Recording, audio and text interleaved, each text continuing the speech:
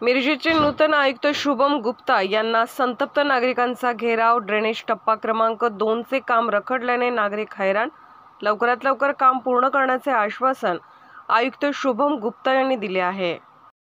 मिरजेत कधी काय होईल ते सांगता येत नाही, कारण मिरजेचा पॅटर्न हा वेगळाच आहे। भाजपचे मित्रपक्ष असलेल्या आरपीआय पक्षाने काल अपक्ष उमेदवार विशाल पाटील यांना पाठिंबा दिला आहे।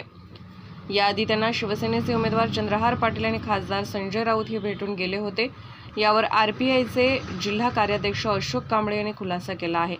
शिवसेनेचे उमेदवार चंद्रहार पाटील आणि खासदार संजय राऊत यांनी जी भेट घेतली ती मित्रत्वाची भेट होती। त्यावेळी पाठिंब्याचे काही बोलणे झाले नव्हते। जर विशाल पाटील हे लोकसभेच्या रिंगणात नसते तर आम्ही महाविकास आघाडीला पाठिंबा दिला असता, पण विशाल पाटील हे घरचे आणि बहुजनांचे उमेदवार असून तळागाळापर्यंत पोहोचलेले एक युवा नेतृत्व आहे। त्यांना जिल्ह्याची पार्श्वभूमी माहीत आहे, त्यामुळे आम्ही त्यांना पाठिंबा दिला आहे। तर संजय पाटील यांनी 10 वर्षात एकही खासदार पदाला शोभेल असं काम केलं नाही, त्यामुळे ते त्या पदाला शोभेल असं वाटत नाही। यामुळे अजून वेळ गेली नाही। संजय पाटील यांनी माघार घेऊन विशाल पाटील यांना पाठिंबा द्यावा असे मोठे वक्तव्य जिल्हा कार्याध्यक्ष अशोक कांबळे यांनी केले आहे। अशोक कांबळे यांच्या या मोठ्या वक्तव्यामुळे जिल्ह्यात खळबळ माजली आहे।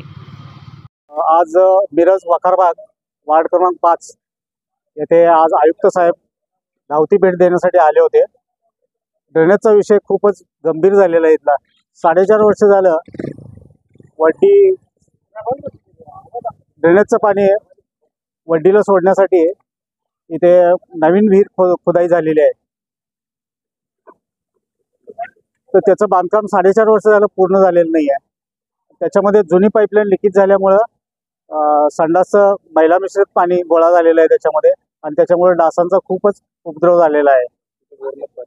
हां, त्यात शेजाऱ्यांच्या बोर जे मारलेले आहेत त्यांना त्या संडासचं पाणी सगळं वास मारायला लागले, आणि जे रस्त्याची पाईपलाईन चालू आहे त्याचा पण खूप लोकांना त्रास व्हायला लागलाय। ती काय काम पूर्ण होईना झालंय।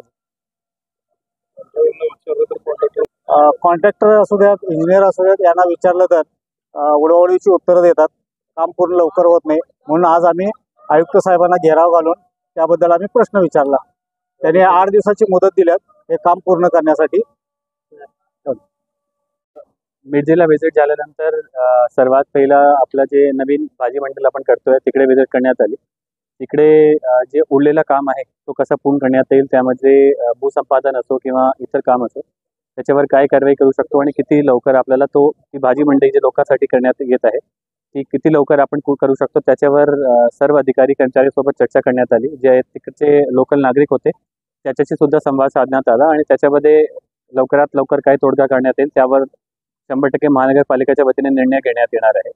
त्यासोबत आपल्या मिरजेच्या कार्यालयाला सुद्धा भेट देण्यात आली। तिकडे आलेले जे लोक होते, त्याचे नागरिक होते, त्याची तक्रारी होत्या, त्याच्यावर सुद्धा सुनावणी घेण्यात आली।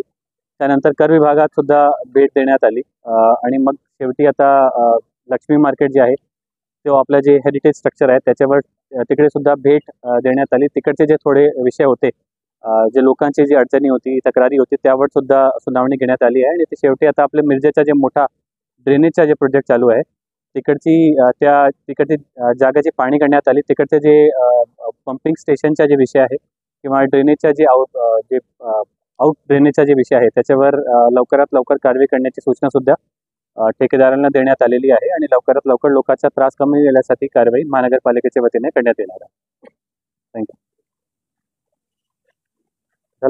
सॉरी।